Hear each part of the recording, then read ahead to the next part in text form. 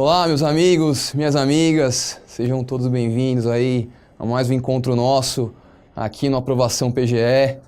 Meu nome é Diego Brito, acho que alguns de vocês aí já me conhecem, já tivemos umas aulas aí sobre contratos administrativos, tratamos um pouco aí de concessões, PPPs, RDC. E agora a gente vai tratar de outro assunto também super importante aqui, né, para aprovação de vocês aí, que a gente continua na torcida, tá? Que era uma matéria que é específica aqui da PGE de São Paulo, mas que também não tem nenhum segredo, tá, gente? Que é empresarial público, tá? O edital já saiu, vocês devem ter olhado, mudou pouca coisa, tá? Do edital, do meu edital, né, de 2012. Mas basicamente, o que é empresarial público, né? Antes de mais nada, tá? Bom, antes de mais nada, só deixar de novo aqui, como eu falei, vocês já me conhecem, mas deixar o meu e-mail aqui, caso vocês queiram tirar alguma dúvida, entrar em contato, fiquem à vontade, tá bom? Alguns de vocês já me mandaram e-mail, vocês sabem que eu respondo, tá bom? Assim que possível eu vou responder para vocês, tá bom? Então vamos entrar na matéria aqui rapidinho já. O que é a primeira coisa que a gente precisa saber? Do que se trata a matéria de empresarial público, tá? Empresarial público não tem segredo. É basicamente uma junção ali de empresarial, tá? Com um pouquinho de direito administrativo, com uma pitada de direito econômico, tá? O grosso da matéria, tá? Para quem quer estudar, né, lei seca, não tem jeito. Você vai ter que estudar um pouco da lei das SAs. Ali eu destacaria, né, a parte que trata de sociedade de economia mista, a parte que trata, né, dos órgãos societários, lá, conselho de administração, diretoria, conselho fiscal, tá bom? Essas partes, sem dúvida, são as mais importantes aí, precisa dar uma lida. E, né, uma coisa que mudou do último edital para cá, que é a lei, né, das empresas estatais, né, a lei 13.303 de 2016, tá? Que também, ela com certeza aí vai cair na prova de vocês, tá bom? Foi um acréscimo nesse último edital. Muitos dos dispositivos dessa lei, né, elas até positivaram, né, entendimentos doutrinários, tá? De qualquer forma, eu destacaria a lei é basicamente dividida em duas partes, né? Uma parte que trata muito de governança corporativa, muito de estrutura das empresas estatais, né? Essa lei se aplica tanto para as empresas públicas, quanto para a sociedade de economia mista, quanto para as subsidiárias, quanto para participações dessas empresas estatais em consórcios públicos, eventualmente até, né, participações em SPS, Sociedade de Propósito Específico, que vocês, né, já sabem o que a gente tratou lá na aula que a gente deu de PPPs, tá? Enfim, tem toda essa primeira parte que trata, né, da organização, da criação das empresas estatais, e uma segunda parte que trata das regras específicas de licitações, tá bom? Direcionadas às empresas estatais. Eu, no meu entendimento, acho que tem uma maior chance de cair essa primeira parte na prova de vocês, tá? Por quê? Porque, como vocês sabem, né, a Procuradoria não presta consultoria jurídica, assessoria jurídica para as empresas estatais do Estado de São Paulo, né? Elas têm o seu departamento jurídico próprio.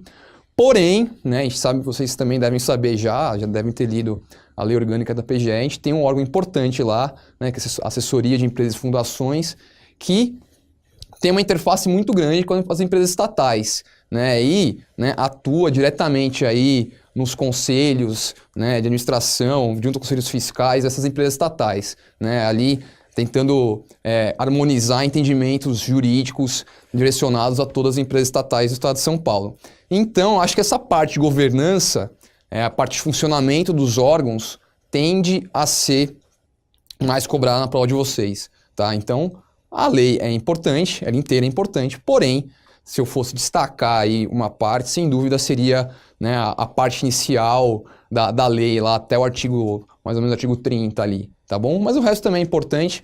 A gente, né, vai tratar um pouquinho aí dos principais aspectos da lei das estatais, um pouquinho mais para frente, tá? Mas, de qualquer forma, leitura obrigatória aí, essa parte da lei seca. Fora isso, né, vocês também, nessa altura do campeonato, já devem saber que, né, a principal doutrina para o estudo de empresarial público, né, é o livro do professor, né, e procurador, hoje em dia aposentado do Estado, Mário Engler, tá?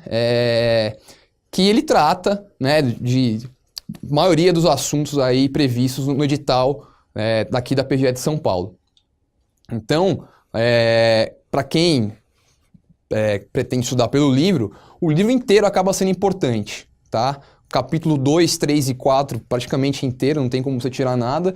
Apenas no capítulo 1, que eu destacaria apenas aquela parte ali que trata de governança corporativa, tá? Que seria bom dar uma lida. Claro, se vocês não conseguirem um material menor aí e mais resumido, ou uma apostila, ou um caderno de alguém, porque o livro ele é um pouquinho grande, ela é a tese de doutorado, né, do professor Mário Engler, então pode ser um pouquinho de difícil leitura, sem contar que a gente está numa reta final. Então, se você ainda não teve contato com essa matéria, eu aconselho você ir basicamente ali estudar por essas aulas que a gente está dando aqui, ou procurar aí uma apostila, um caderno à parte aí, tá? Mas se tiver tempo, conseguir ler o livro, sem dúvida, o livro é muito bom.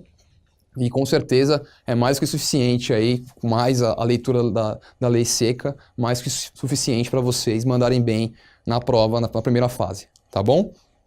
Então isso é basicamente, né, é isso que a gente vai ver aqui nessas próximas 6 aulas nossas, tá bom? Então vamos entrar na matéria já. Primeira coisa que a gente precisa saber, quais são as principais razões para o surgimento das empresas estatais, o que a doutrina diz? A doutrina diz que basicamente foram 2 as razões para o surgimento das empresas estatais. O primeiro foi, né, o desejo do Estado explorar certas atividades ou certos recursos por meio de monopólios, né? Basicamente extrair, né, dessas atividades riquezas para o próprio Estado. Tá? Então essa é a primeira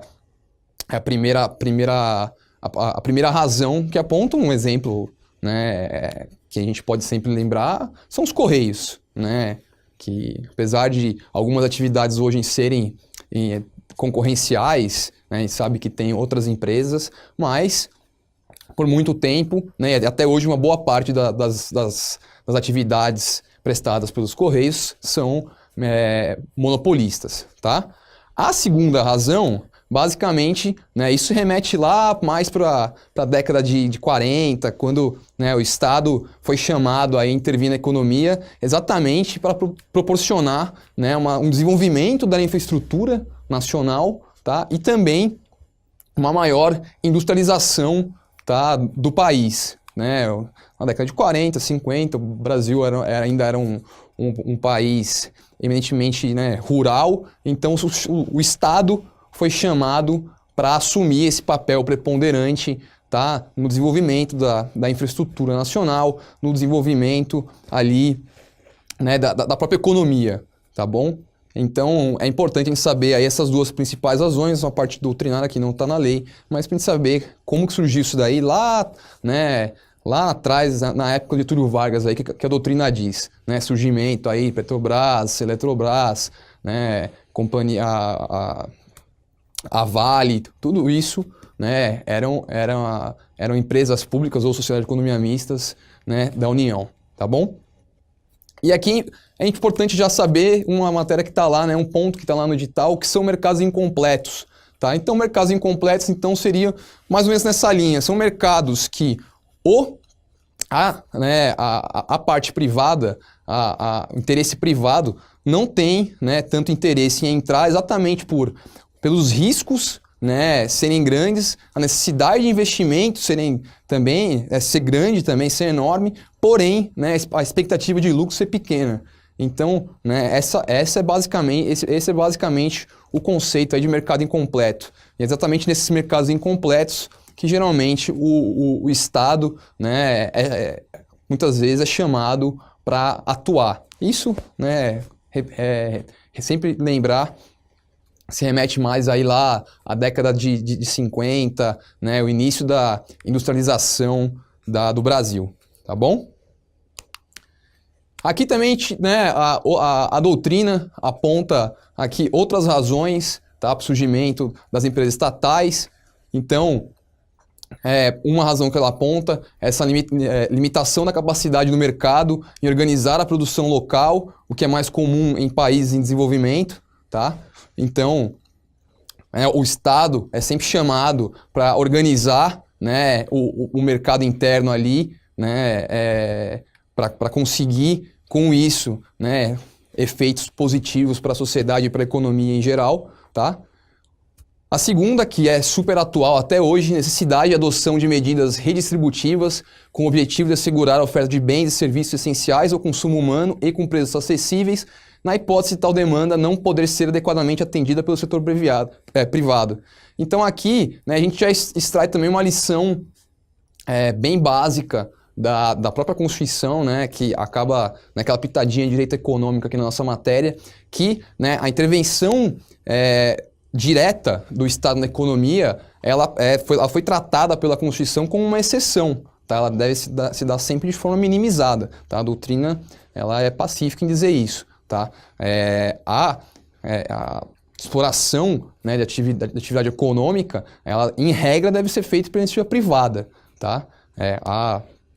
Tanto, né, que a Constituição só permite a exploração direta de atividade econômica pelo Estado em duas situações, né, isso também a gente sabe, né, em caso de imperativo de segurança nacional ou se tiver um interesse público relevante, tá? Então não é qualquer situação que o Estado pode explorar a atividade econômica diretamente, tá? Sendo que, né, isso também sempre foi pacífico na doutrina e agora também consta da Lei 13.303, que caso ele o Estado venha a explorar atividade econômica diretamente, venha intervir diretamente na economia, tá? Ele deve fazê-lo por meio de empresas estatais e de empresas públicas e sociedade de economia mista, tá? Sempre que eu disser empresas estatais, entendam que engloba, né, as duas espécies aí, tanto empresa pública quanto sociedade de economia mista, tá bom?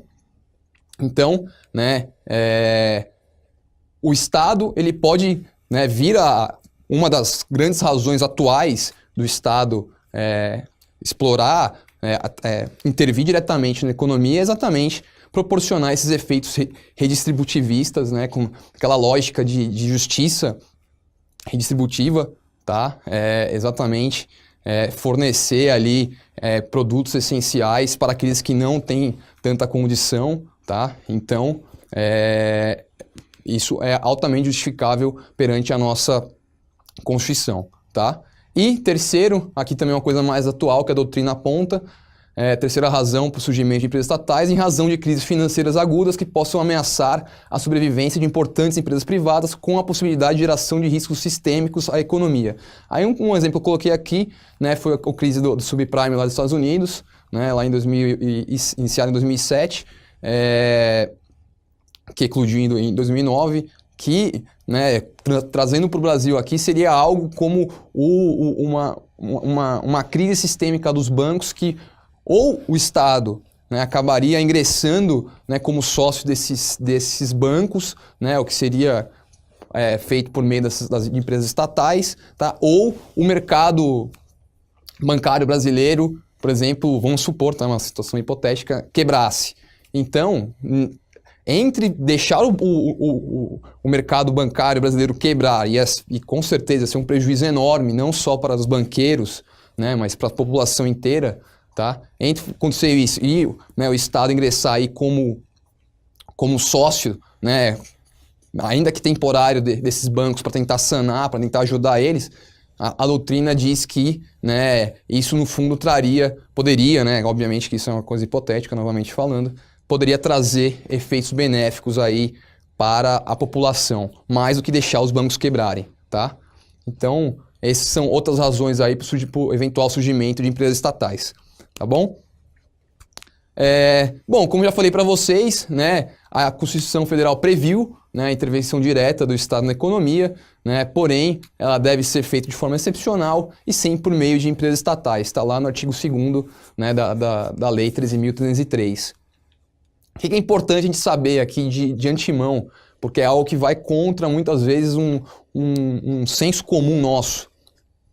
O ativismo empresarial do Estado, ou seja, né, a intervenção direta do Estado na economia, a exploração, né, de atividade econômica por meio de empresa estatal, ela não se destina apenas a corrigir eventuais falhas de mercado, né, ou as falhas de mercado falhas de mercado decorrentes de falta de produto ou de distribuição não equânime de produtos ou de abusos, né, do mercado, tá?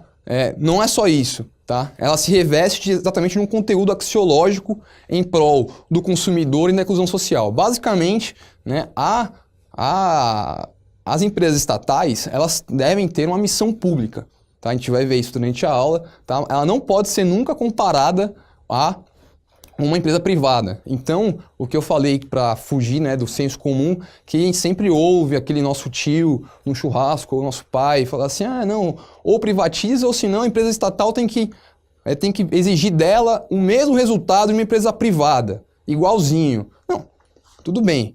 A eficiência deve ser sempre buscada. Isso é um dever que está na Constituição, não só, né, quando o Estado explora a atividade econômica, mas quando também não explora. Isso está lá, né, enfim, está lá no artigo 37 da Constituição. Isso não há dúvida. Porém, tá, você não é o ideal equiparar totalmente uma empresa estatal a uma empresa privada, como se, né, ela não tivesse uma missão pública a ser cumprida, tá? A gente também vai ver, isso ficou muito mais claro agora, isso a doutrina já dizia, mas ficou muito mais claro com a Lei 13.303, que, né, além das razões aí expressas na Constituição e repetidas na Lei 13.303, que são justificadoras da criação de uma empresa estatal, tá? Ela precisa sempre, né, ela precisa estar alinhada com as políticas públicas desenvolvidas aí pelo Estado. Tá? Lá no artigo 8º, né, da lei, no inciso 1º da lei 13.303, sempre que eu falar lei, tá, gente? É 13.303. Quando for a lei das SAs, eu vou falar. Lá é dito, né, que, como instrumento aí até de governança corporativa, que, né, o Conselho de Administração das empresas estatais precisa fazer uma carta anual exatamente declarando né, as políticas públicas a serem seguidas, os riscos das políticas públicas, os impactos econômicos e financeiros, tá? E também a própria lei, ela é expressa em dizer que, né, a forma de se alcançar o interesse público, né, ou imperativo de segurança nacional que justificou a criação de cada empresa estatal é exatamente o alinhamento, né, desse interesse público com as políticas públicas aí adotadas pelo Estado, tá?